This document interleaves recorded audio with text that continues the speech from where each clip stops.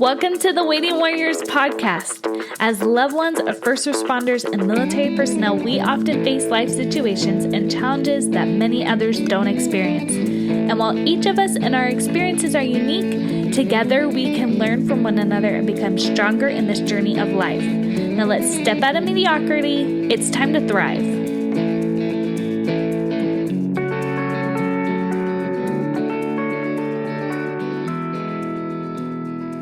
Hi, Waiting Warriors. Welcome to today's episode. Today we have Kristen, who is a Combat Arms Army spouse, mom to young kids, and runs her own business, Brushfire Blue. Welcome to the show, Kristen. Thank you so much, Michelle. I'm excited to be here today. Now, guys, if you follow me/the podcast on Instagram, it's The Waiting Warrior, you'll know, wait, Brushfire Blue, I've heard of that because I love it so much. She has the coolest military prints. I have never seen anything like it. You know, like we've all seen those military, any sort of decor, and it's like right now, yeah. Like right now, Austin and I are at the 101st, so it's like eagles everywhere with talons. And it's like, I don't want that in my home. Yep. But, crossbones. Yeah. Kristen has like stuff you would legitimately put in your house as a woman. It's awesome. And they're still very not just patriotic, but like military, you know, like. Yes. I think when I first started designing them, as I thought more about it, it was really a conglomeration of what my military experience has been. And it's that I want my prints to represent a family. It's not just the active duty spouse. It's the spouse and it's the children. And I felt like I wanted something in my own home that was beautiful enough and neutral enough, but somewhat masculine, somewhat feminine, because it's not just one person who does the military. And so it's been really fun for me to create something that feels a little bit more welcoming for life. So that's kind of how the process started for me when I was designing some of these things, is to say, I don't like that sometimes the way we represent the military is just so one-sided, because heaven knows it takes a lot of work from a very solid spouse for that to happen. And I feel like I really wanted to show that in my design. So it's been really fun. And I think personally validating for me to be like, okay, there's the woman in this, you know, there's the supporting spouse there. So I'm really glad you've enjoyed the designs and the prints. I totally appreciate you promoting my little business. It's been wonderful. Hey, I know like sometimes businesses are like afraid to push their own stuff, but I have no shame, especially when I love it. It's like, no, you guys legitimately need to go check it out. Oh, it's awesome. But she's not here to talk about her company, even though we could. She's going to talk today about her story and how she's really built, and I use the word built for a reason. She's built for herself and her family an attitude and lifestyle of thriving. So my first question, Kristen, is what does thriving mean to you, especially in military life? Yes. So I'm going to be talking a lot today about the spouses, because I think that's one of my primary concerns. And I spend a lot of time talking with spouses in the military community about how to kind of make life work for them and for their family. And so I feel like a spouse who is thriving is generally happy. I know that sounds like a totally cheesy word to use, but they have the ability to find happiness. I was reading a book recently. It's a fiction book, and it was about a woman who was thinking about marrying a sailor. And she decided to do it, but she knew the challenges that would come about. And her younger sibling said this about her. She said, Mary will be happy, won't she? Because she's learned how to be happy. And I feel like that resonated so much with me, that happiness in military life really isn't just a life that you can make work for you. And so thriving for me is a spouse who's learned how to make happiness for themselves. I think a thriving spouse contributes to her community. I think any supporting spouse needs to be able to have contribution. It can't just be enough for yourself. So usually I think a thriving spouse knows how to be resilient. They know how to take on emergencies and unexpected things. And at the same time, They can also pursue their personal interests, where the military life is not just going to run over every single thing they want to do. So those have been a few key things I've kind of looked for when I think about a military spouse thriving. And generally, they end up kind of becoming informal leaders in their community. If they're a good mentor, they just kind of pull other women along and other spouses. So that's been really neat to see in our time in the military. Um, yeah. Yeah. Okay. I could, guys, so I know Kristen personally, and I could just listen to her talk. So this might be a longer one, just fair warning, because I feel like she has some really, really good things to say. Not I feel like I know she has some really good things to say. But my next question is that's what a thriving spouse is to you. That's totally how I see you, but I'm assuming you haven't always been that way. No, no, not at all. So really my comments today are geared toward my culture shock coming into the military. And really some of the points I'm going to bring up are a mixture of the stages of grief, of sometimes losing your civilian self when you move into a military marriage, and then the culture shock that can happen along with that. And I was not prepared for that. I think when we started our journey into the military, I was older, so I met my husband in my late 20s. I had just finished my graduate degree in dance choreography, and I had been working professionally in the field for about 5 years. And so I kind of looked at his profession like a job. Like, okay, he chose to be in the military. This is his profession. Little did I know, I totally joined a culture. And so suddenly everything in our life was about the military. It was where we could live and how long we'd be there and what type of housing we would have, our social circles, the type of conversations I would hear over and over again, just all the acronyms that were thrown at me. It seriously was a different language. And so I didn't realize, but I was going through culture shock as I joined the military because I did not come from a military background. So I think some of the things I have to share today are to help those spouses who don't have military background in their lives when they move into the military, because it was a really bumpy transition for me personally. So I think one of the first things I experienced was I thought that the challenge of military life was deployments, right? Everybody gets that, like, oh, deployments are so hard. But once we got into it, I realized if you have someone who does like a combat job, they have tons of extra training. I mean, lots. And so my husband spent a lot of extra time going to schools, coming home from schools. He'd be gone for a couple of weeks or months at a time. And then he would have really early mornings and late nights. And our weekends weren't just fun time for us to be together, but he'd have to recover on the weekends just from that work. And so after a couple months, I started to feel really unprepared for what I just stepped into. And so that's when I started the first stage of adjustment, which is honeymoon/denial, right? Everyone knows what honeymoon is. You know, you're excited because you're in this new marriage and you have this new life, and you usually just move for the first time if you marry a military service member. But what happens after the honeymoon phase ends is you can move into denial. And this is when I've seen spouses be okay with just waiting for things to happen. Like, oh, it's just our first year in training, or after this training, or after we move, it'll be a better time. And so they do things like put their personal goals on hold, or school or family plans, because it's just not ideal.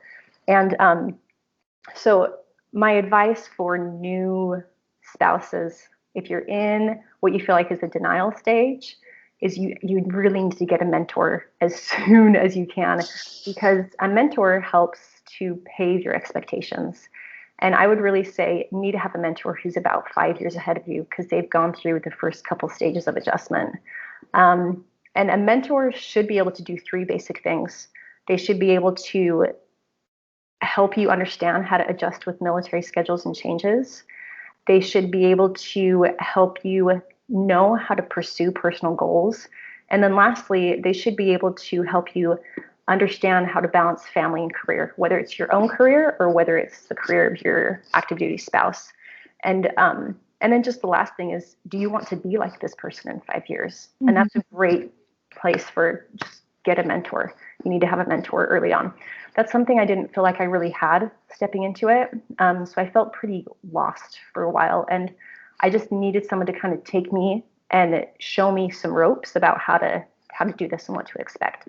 So that's one of my first pieces of advice. If you feel like you might be new and in kind of the denial stage of things are just going to get better and I'll be able to do this later, is that this isn't a temporary pause for you. It's a permanent change.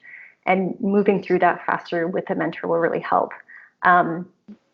So quick question. How would you suggest people find a mentor? Because especially in the military circle, if you're new, then you're probably on lower enlisted or lower officer, and the people 5 years ahead of you aren't necessarily in your social circle. Yes.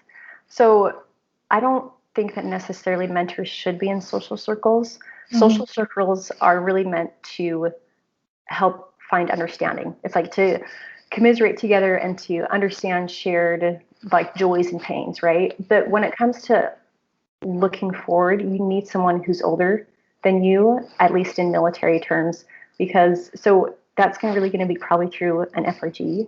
It's going to be through any military event you go to.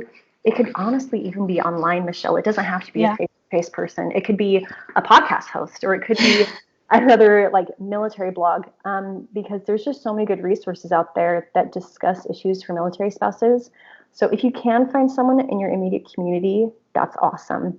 I really say the only way you can do that is you have to get involved on some form. You have to be able to go to those events and to reach out. And the other thing you can do is just ask someone to be your mentor. And it's pretty easy for women to understand if like this is who I look up to, or this is someone who I'd like to talk to more. Sorry, my baby, she's supposed to be asleep. So I think there's lots of different ways to get a mentor, but I would say if that's one of your goals early on, it's going to be a lot easier to find one. Mm-hmm. Just to be aware that, hey, I need a mentor if I'm a new military spouse to help me do this. And then you can keep your eyes open that first year to find somebody who might be able to help you along the path. I didn't even realize I needed a mentor my first couple of years. I just thought that everyone else seemed to be doing it a lot better than I was. And so I just needed someone to tell me, you need a military spouse mentor to help you get through this. And I would have reached out more. I would have looked at the events that I went to as an opportunity to reach out to people who were beyond my social circle and to have some time to sit down with them. So I've never been in a situation where a military spouse wasn't willing to sit down and talk. And so I would just say, if you ask them, they will totally help. Yeah. Because they've been there. And then along with, if you're in a denial stage, the next thing I would do after you get a mentor is learn about how to build personal resiliency. It's one of the most important factors for a military spouse to thrive, is if she knows how to be resilient. And so a couple of things I've thought about in terms of resiliency is really just a couple of questions. And those are you okay with being on your own, both physically and emotionally? And because, as you know, you have to solve a lot of problems by yourself. So you have to be able to answer that question. Am I okay being on my own? Mm-hmm. And then how can you improve friend support and building friends quickly and getting a support network up and going? And that needs to happen anytime you move. You can't just do it once. And so that took me some time to adjust to, because I had never really moved in my childhood. And so moving a lot as an adult took a while to kind of learn those skills to jump in and make friends really quick and build your network. And then, do you have a good stress management plan? That's something I had to learn through pretty painful experiences, is that stress got too high for me and I actually didn't have a plan to deal with it. And so now we do have stress management plans, and it's gone so much better. And so I actually spent a lot of time talking with other spouses about how to get a good stress management plan organized for themselves, so that they have a place to go when things feel like they're getting too intense for them. So some of the stress management plan would include, do you have good self-care plans, and do you have good self-management plans? And those are two separate things. I know we talk a lot about self-care, like mm-hmm. Self-care is so important, but I really see self-care as like doing that girls' night, or like going and getting a manicure, or getting that massage, or going out for a fun night. And that's a good way to look forward to fun things. A self-management plan is really when a spouse has to discipline themselves to do the things that they know are good for them, such as, are you getting enough sleep? Are you getting enough exercise? And are you eating well? And really, that's all it comes down to, are those three things. Um, Other things are, of course, like social things, but really self-management is a huge part of being able to offer self-care. If you have too much self-care and not enough self-management, it's not going to be rejuvenating. And if you have too much self-management without the self-care, it's not going to help you sustain the stress. So those are some ideas about having a good stress management plan that I think could help any spouse. So those are kind of my first 2 points that I had to learn early on. Get a mentor and build some resiliency early so that you can know how to handle the next couple of years in the military. So how did you do that? How did you build that resiliency, that kind of own personal well, if you will? Whereas most people, especially when you get married, you're thinking you're going to rely on this other person and they're going to be Yes. your person. Yes. So I'm gonna quickly go through the next 2 phases of adjustments so that we can get to how I did this. Mm-hmm. After somebody goes through the denial, usually it takes about 1 or 2 PCSs I've seen for a spouse to really realize things are not going to slow down. They're not going to get more stable or more predictable, and then they realize, oh no, how am I going to do this? And that's kind of what happened to me. And the next 2 phases are anger and frustration is stage 2, and the stage 3 is bargaining. And these are the really most painful parts of any type of adjustment period. So when a spouse starts to understand that waiting isn't going to solve their problems, they start to just kind of get some deep frustration. It could be deep frustration towards their active duty member. It could be towards the military or the military community. And so anger was a really big issue I was starting to have personally. Was I felt like I just couldn't control anything or plan anything. And so I was getting really frustrated. I felt stopped in every single avenue I was trying to progress in. And so one of the first things I had to learn how to do was to not military bash. And what that meant was when I was with other military spouses, it was easy for us to talk about military and military challenges. But frequently I realized our conversations were all just about commiserating and all these griefs and issues we were struggling with. And I'd leave these conversations feeling so empty. And I felt like, man, if we're all feeling this way, how are we going to do this for 20 years? And so one of the first things I had to do with my other military spouse communities was I needed to change the way I approached getting to know their spouses. And I kind of made a rule for a couple months that I cannot talk about the military with them. I need to talk about other subjects. Yeah. And so I started to ask questions about what they did before they married someone in the military, or what they decided to study, or what goals they have. And it just gave both me and the spouse a break to talk about something different and to give some depth and perspective that did not relate to our spouse's jobs. And that was a healthy way for me to kind of own that we all had these personal histories and that we all still needed to continue to grow and thrive. There's so many talents that military spouses have that never get highlighted in the military community. If you do something like fitness, that gets shown in the military community because it's a value that the culture has. But if you do something like I did, like art or like dance choreography, there wasn't really a whole lot of space to talk about that in the military. And so it was really easy to start to feel pretty invisible. And I feel like I started meeting a lot of other spouses who felt kind of invisible too. And so it was just nice for me to kind of honor them a little bit just by saying like, hey, I'm not going to talk about the military with you, and I want to talk about something totally different. And so that's a really easy suggestion about how to kind of work through some of the anger that you might be feeling. So I just think it's healthy sometimes for spouses to let themselves take a break with other spouses. Just give yourself a break sometimes from the military and enjoy all the diversity that's in the military spouse group. If you want to find a professional in any field, you can find it in the military spouse group. Yeah. So that's really cool to see that type of diversity there. So the other thing I learned early on is that when I was going through the anger stage, I needed a neutral third party. It was not helpful to talk to my spouse. It almost exacerbated the anger stage for me. Mm-hmm. Because it's really hard when you have a military spouse who might be frustrated with military life and they're trying to talk to their active duty member about it. And it kind of, how can they not take that personal? So after, as my husband and I were going through this stage, I finally just said, you know what, I think I need to talk to somebody else. So to define a neutral third party is someone who is able to listen to your challenges without judgment and will not cause extra drama or stress in your life when you share it. So frequently you might have good family or friends, but they just can't stay neutral, and sometimes it does cause extra drama when you try to talk to them about problems you have. So personally, I like to keep my neutral third parties as professional counselors. Um, Mm-hmm. there's a ton in the military community for good reason, because they know that people need a place to go to and to talk. So I've used private counseling because they can offer distance counseling. They can do Skype like we're doing right now, or they can do phone counseling.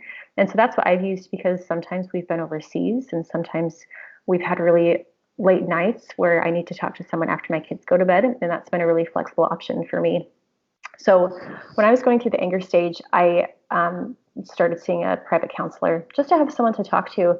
And they have great training. They have great resources for people to talk to. So if you and your spouse are really going at it with a lot of anger and frustration, you feel like you might be in that stage, go out and find a neutral third party to talk to. It will really help you get some good tools to start working through that anger stage so you can move on to the next stage faster. Mm-hmm.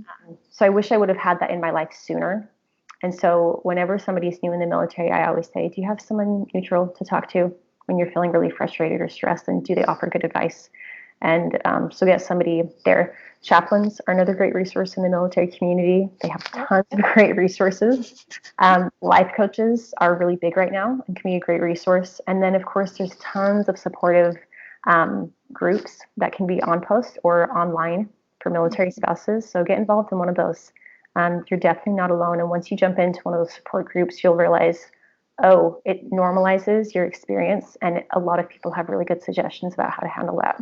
Yeah. So I would add that it's probably not going to be one of your friends, no, because I feel like friends feel the almost like obligation to not just like validate what you're saying, but to be on your side. Cuz yes, cuz you are like, there is validation like in what you're feeling, and validation is important, but there's a difference between validation and ganging up yes, against the military or against your spouse. And so I love that you're using the word neutral. Like, it's not just someone that isn't your spouse, it's someone that can stay unbiased and level-headed almost. yes.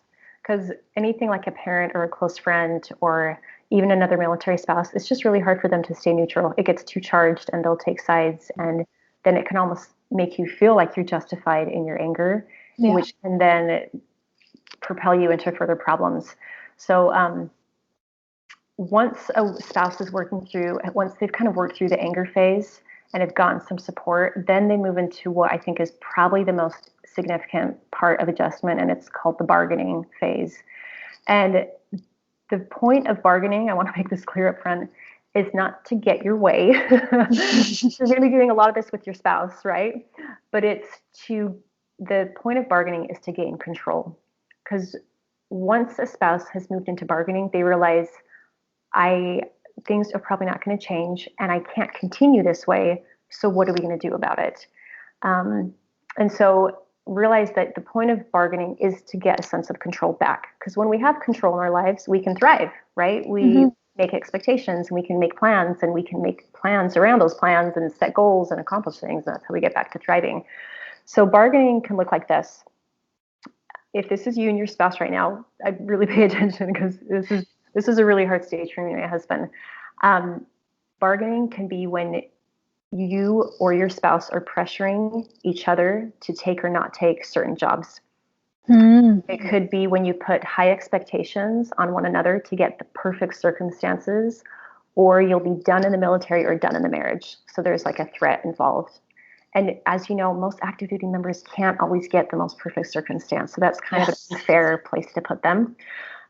Negotiating happens at this stage when you say, well, if you get to do this, then I get to do this. So it's kind of a tit for tat thing.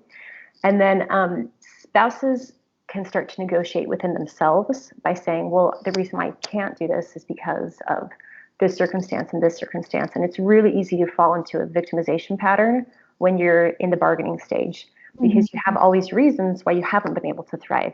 And they're actually really good reasons sometimes. So and I think bargaining is really easy to fall into because it's a mechanism we use to try and solve problems. But really, instead of spending all that time doing those bargaining tactics, you really need to ask yourself two questions.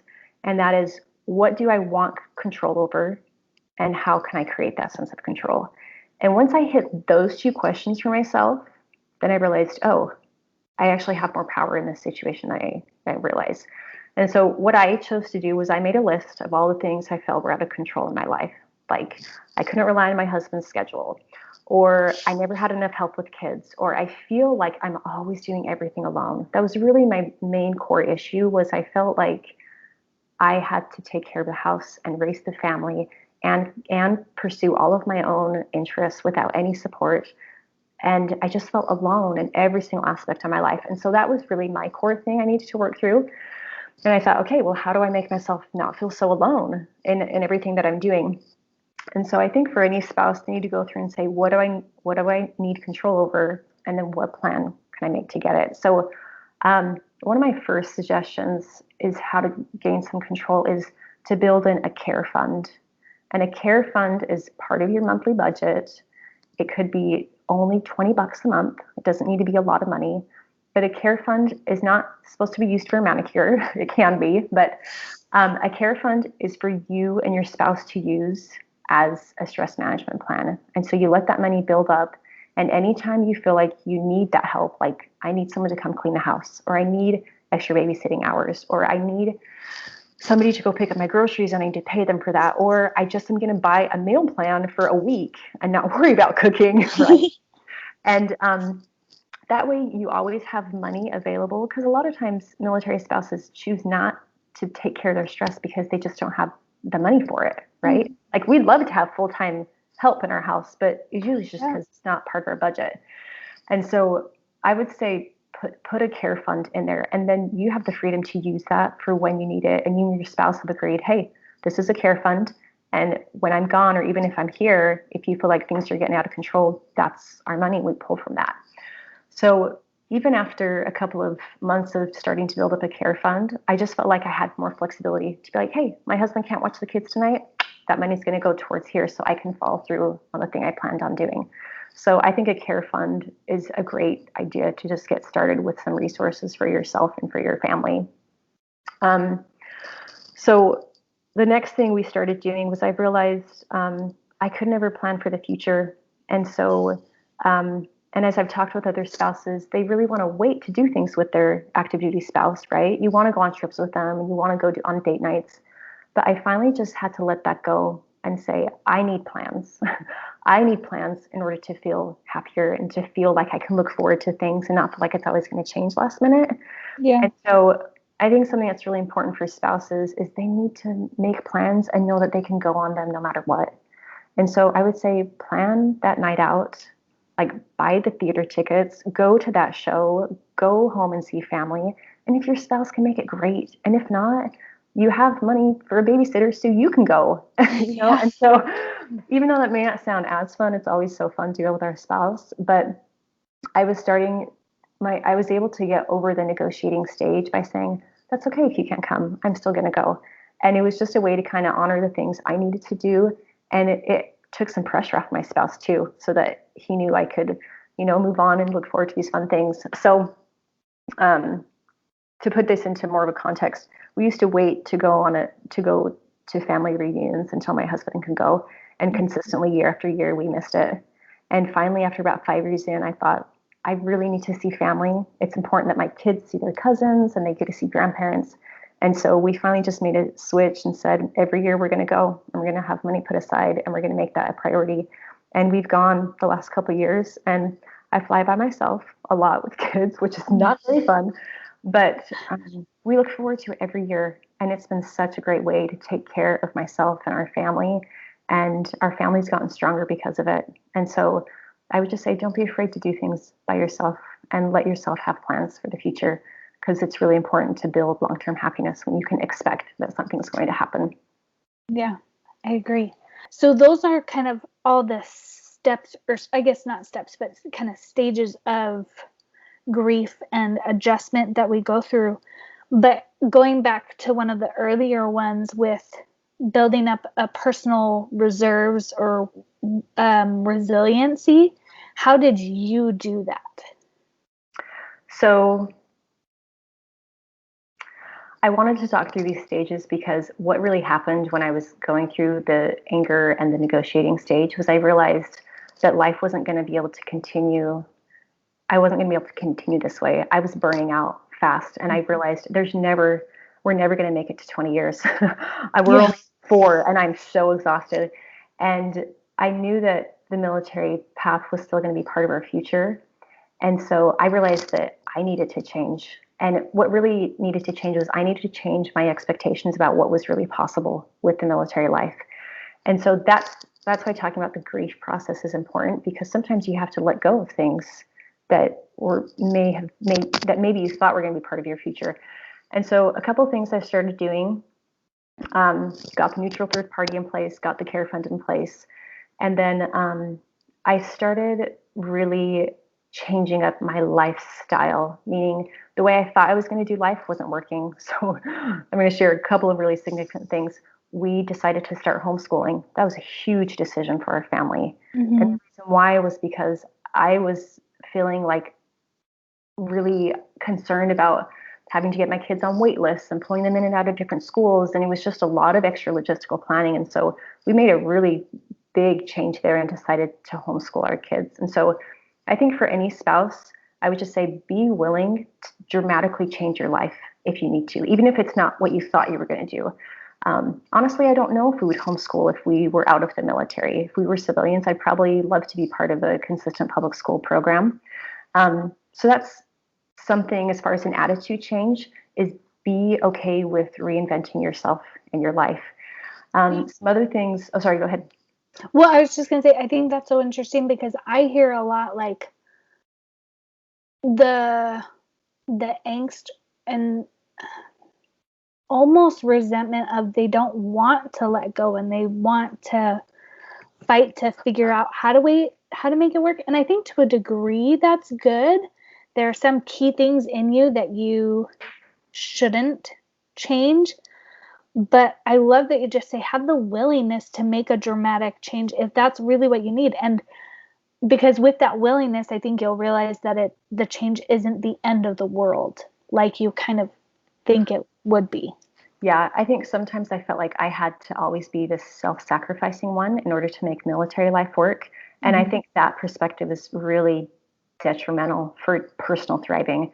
If you feel like you're 90% sacrificing all the time, then it's just you're not able to ever get out of survival mode, kind of. Yeah. And I think that's something I started realizing, was that I was starting to move into survival mode as normal.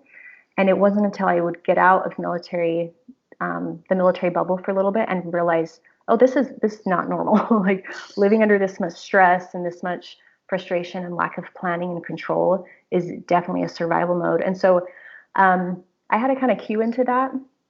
Going to a counselor helped me see that. And then some other things I started doing was I started doing meditation. That was one of the tools the counselor gave me. And I started reading a lot of just books. One of my favorite books is A Road Less Traveled by Dr. Peck. He's actually a military psychologist. And he talks a lot about people's perspective about how they think life should be versus how life is. And one of my favorite quotes from him is, he says, life is difficult. And the sooner that we can accept that, the sooner we can take all that energy and put it towards more productive things, essentially. Mm-hmm. And I realized I was spending a lot of time worrying that life was difficult as a military spouse. And once I said, okay, this is going to be difficult, so let's figure out what we can do now. Yeah. And so I think reading a lot helped me. And then ultimately, I started to make some of those big lifestyle changes. So we started homeschooling. That was a big change. But along with that, we went through, so funny now that I'm saying this, but we did KonMari's. We KonMari'd our house 5 years ago. And that was like a big 9-month project for our family. I mean, we had little kids at the time, and it took a good year to do that. But seriously, Michelle, like that decision to commit that major lifestyle change has had major positive impacts in our military life because we can now PCS easier and we can move into multiple houses of multiple sizes because we don't have so much stuff. Mm-hmm. And I can clean up my house in 30 minutes and focus on other things that are more important. So it may sound so silly, but that was another lifestyle change that really made an impact. And I think without the military challenges, I never would have been willing to spend 9 months to a year decluttering my house, right? So I think sometimes the best thing we can do is recognize the obstacles that we face in the military are actually great opportunities. And when you can start to change your heart towards that, then your mind will open up to say, I can actually get around all these obstacles and do something awesome. You know, like I can still have some personal drive and ambition, and I can still grow and thrive myself and my family in the way I want to. And so really what it came down to was I needed to change my personal attitude. That was the biggest thing. I had to let go of what I thought I wanted and what I thought I was going to get. And that came through a lot of reading and a lot of meditation and then a lot of hard work, So other lifestyle changes we've had is whenever we have a new baby, I hire a mother's helper and we set aside money every year and I bring someone in 3 hours every single day until that baby is old enough so that our house can function. I do not do babies by myself anymore. It was very stressful at the time we did it. So even if you have family that can come in, when your spouse deploys, set people in place in your life so that you do not have to burn out. And that's the other thing I've realized is military spouses don't have to burn out. You just need to do extra things to make sure you have the support that you need. So those are all some examples of be willing to make major changes. You mentioned my business at the beginning, and that's been a major lifestyle change. For me to give up years of studying dance choreography was really hard. It was really painful. I think any spouse who commits a lot of time to education or a profession to then just kind of let it all go, you're like, but all that time and like that money I put on that degree, you know, you want to show something for it. And over the years, I've realized that doesn't really matter. I can either stay angry that I'm not able to do this in the way that I want to or should be able to, or I can just move on. And I decided to move on. And really, my business model I created it around obstacles in the military. So really I looked at it like, I need something that's part-time. I need something that has flexible hours. I need something that can move any place, anytime. I can't take a lot of stuff with me. And so all these things that came around that the military had as obstacles actually created my business model, which is actually really cool to experience. So this is about 1.5 years ago. And then I just realized I need to sell paper. I feel like my life is an episode of The Office. Like I sell paper. That's what I do.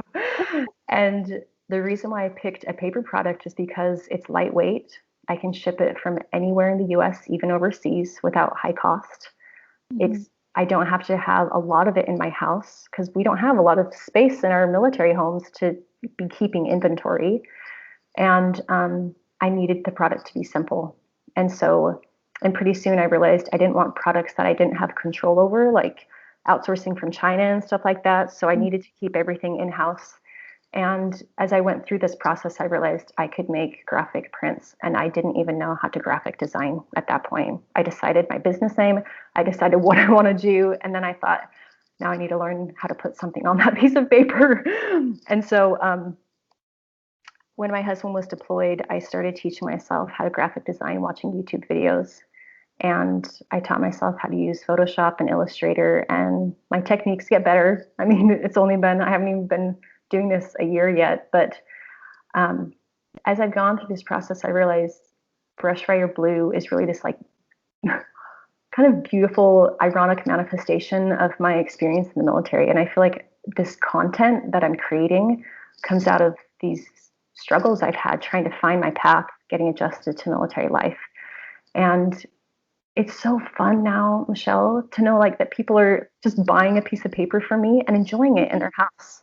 Because one of my big things is like military spouses should have beauty in their lives. It shouldn't just be hard all the time, and they should be proud of what they do.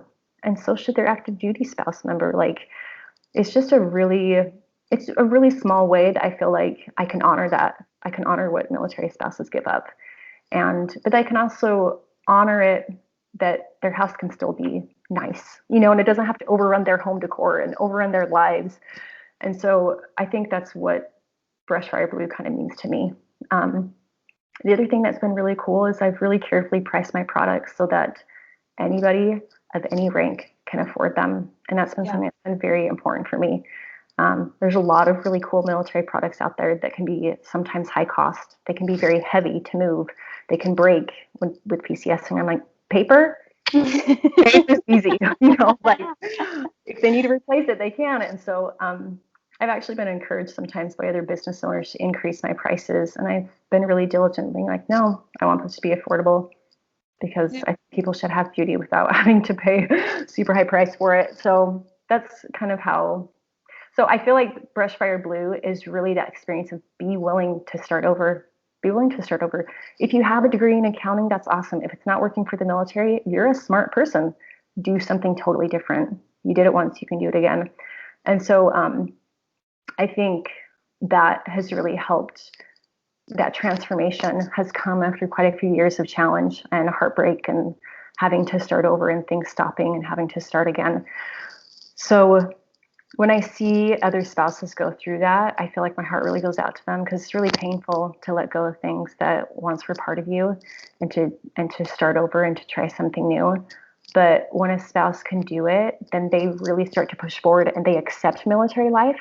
And then they realize all the opportunities that are there. Like you can do all these things. And even deployments now for me, deployments are an awesome time for me to work towards personal things. I mean, anybody who's been in the military knows like you have less cooking, less cleaning, less schedule out. Like you can get stuff done when your spouse is gone. And so a couple of major deployments we've had, I've gone and been an adjunct professor to university for a little while, and I go home and see family and I go see friends. And, I started a business in 6 months when my spouse was gone. And so instead of lamenting how hard this is, just say, hey, like this is a great time for me to do something. And so those have been like some practical things I've done. Get the help you need, have a care fund, have a neutral third party. And then ultimately the harder work is changing your heart, like changing that attitude and getting yourself out of that victimization cycle and getting out of the anger phase and out of the negotiating phase so that you can move on to acceptance. And once you get there, and I feel like I'm pretty close to there, life is so much more fun. It's so much more fun in the military when you accept it. You just see all these wonderful people you get to meet, and you hear other people's kind of stories about how they've adjusted to the military, and it just gives you so much more courage to be like, we can do this. And now I realize, oh, this is how women make it to 20 years. This is how the supporting spouse makes it, is they learn and they adapt and they adjust, and then they find sometimes something totally new that they never planned on doing. And so I feel like the military has actually brought things into my life that have been really good for me, that have helped me become a better person, a better mom, a better spouse. And I feel like if we ever did something different, it would seem so easy. Like it's so easy to do anything else. And so that resiliency, I feel like that personal resiliency has kind of built a lot of confidence in myself. And that can just give you a lot of long-term happiness and fulfillment when you know that you can do hard things. So there's a lot of talking on my end. No, you're good. That was so good. Because just one thing I was thinking of that I want to say real fast, and then I want to ask our last question, is I love that you didn't see it as having, like, you had to give up something very near and dear to your heart, something you worked for years for, but that didn't mean you had to give up the core thing, which was having something for you, having something that you enjoyed, and creating creating something for you. Yeah. Because I think a lot of spouses, even just young moms in general, feel like, okay, I'm married, I have kids now, so that means I the can't do previous life is this. over.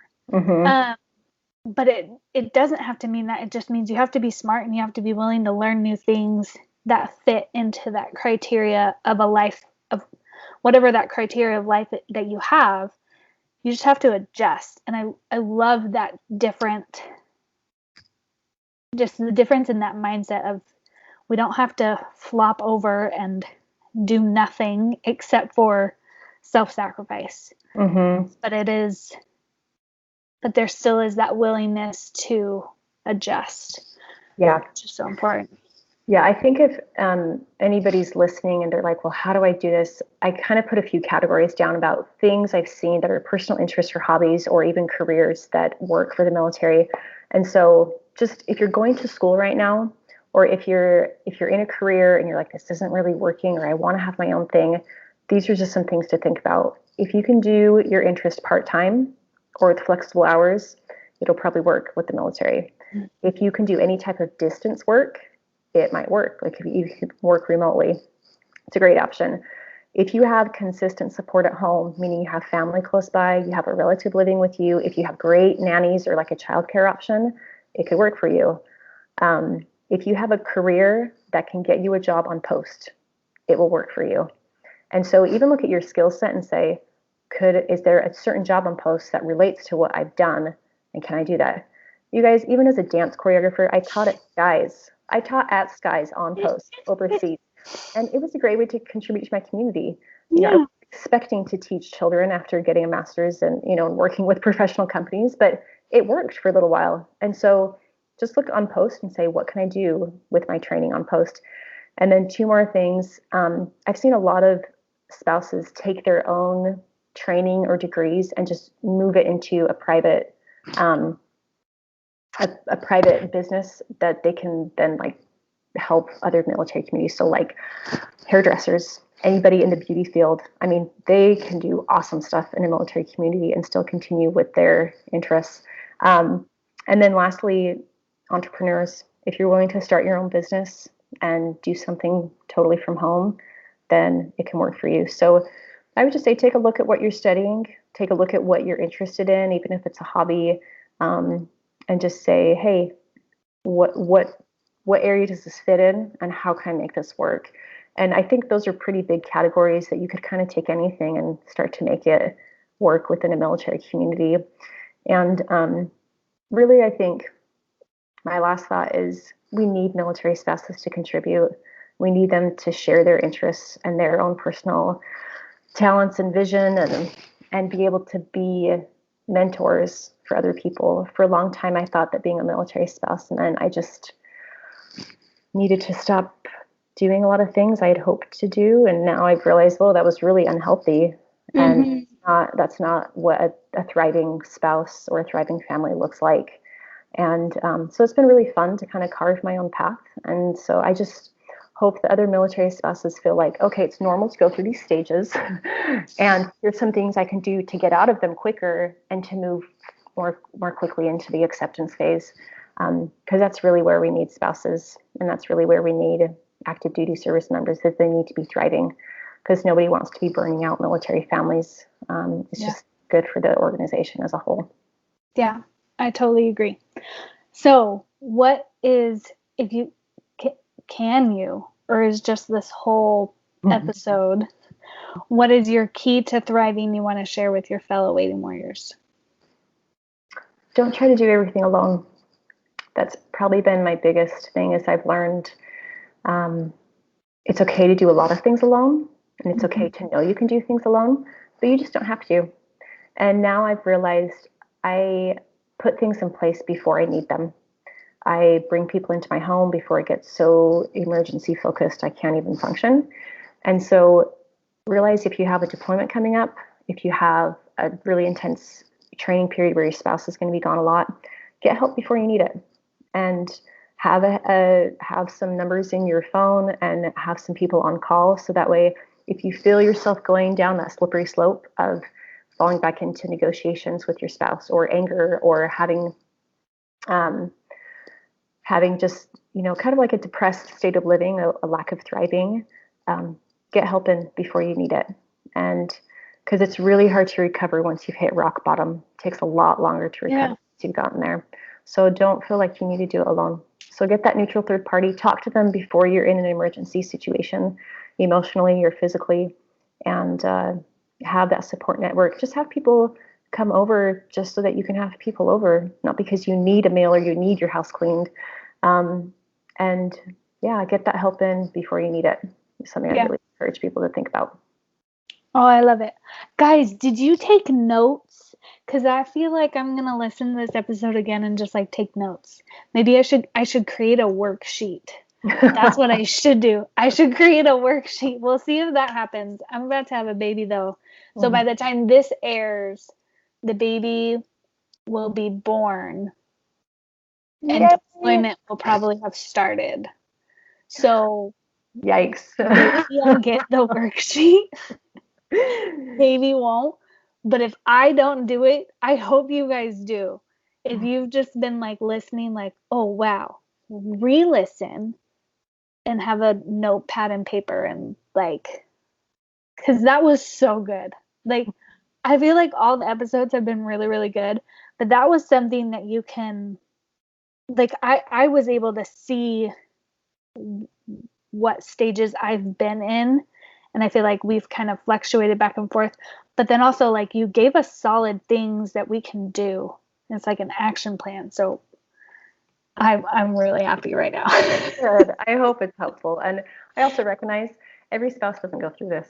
Sometimes I see spouses who grew up in the military and I look at them, I think they have so many things already built into their life that they don't even know. And so if you are that spouse that came in from not having any type of military culture or background experience, some of these things could be helpful. And I think regardless of what stage you're in, there is a way to get through them, and there's a way to move past them.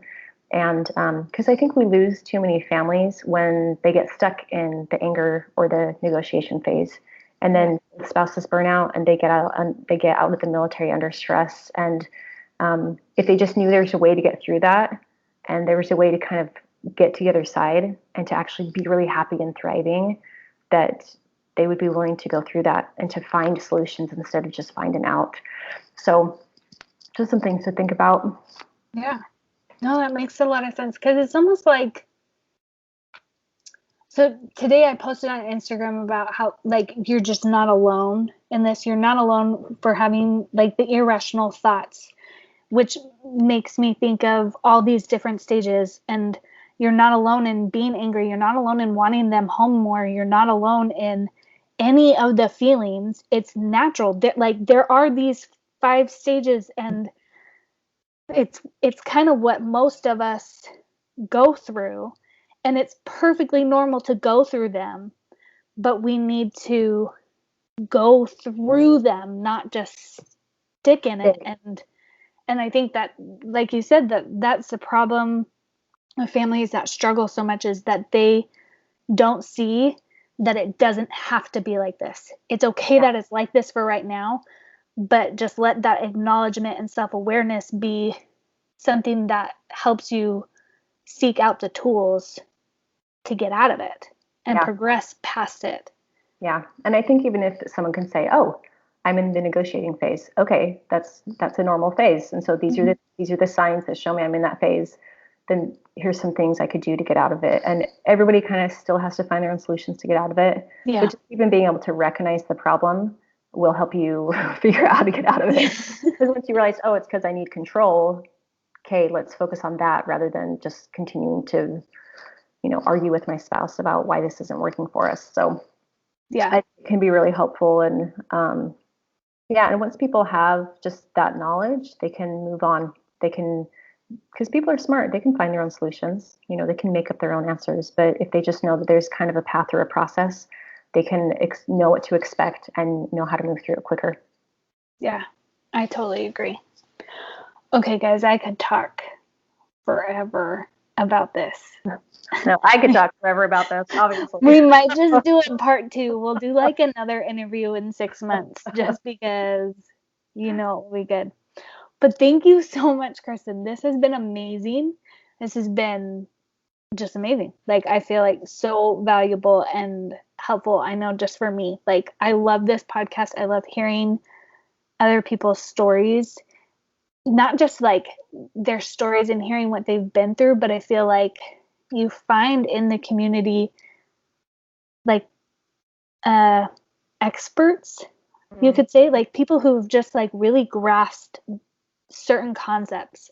And that's why I love this podcast, because we get to just hear from everybody and soak it all in. So thanks for being an expert in my life. Thanks so much, Michelle, for inviting me. And I'm so excited for this podcast to keep going and to grow. Yeah. And I also hope that for you, as you get ready for a deployment on a new baby, you have some good tools to work towards and to help you, because that's going to be two huge adjustments. Yeah. But thanks again. Thanks for inviting me to be on your show.